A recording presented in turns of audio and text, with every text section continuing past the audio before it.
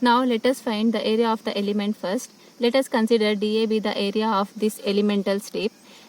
As the strip is in rectangular shape, we have to apply the formula of area of rectangle here, and the formula is length into thickness.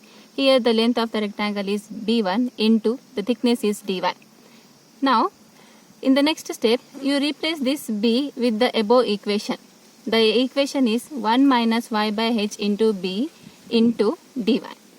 Now let us find the area of the triangle ABC.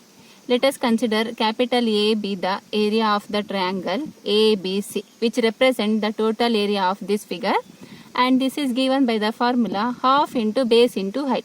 Here the base of the triangle is B and h is the height, hence the equation for A is half into B into h. Now let us start finding the centroid of this section. Now to find the centroid is defined as the ratio between the moment of area to the total area.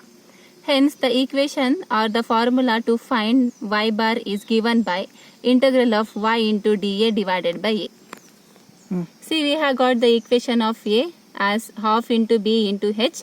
Now let us find the equation of integral y into dy now. Now write integral of y into dA. This is equal to integral between the limits 0 to h. Here we are considering the limits from 0 to h just because if we consider the strip exactly at the bottom of the triangle, then you will be getting 0 height of the strip with respect to the bottom. Likewise, if you consider the strip at exactly at the apex of the triangle, then you will be getting the maximum height, and that maximum height is h from the base of the triangle. Hence we have to apply the limits between 0 to h, y into. In the place of dA, you just replace the formula of dA. We got the formula of dA as 1 minus y by h into b into dy. Now you just take out the constant term outside the integral. Here b is the constant, hence I am taking b outside the integral, and you write down integral of 0 to h. Now you multiply y with the terms which are in the bracket. Y into 1 gives you y minus y into y gives you y square by h into dy.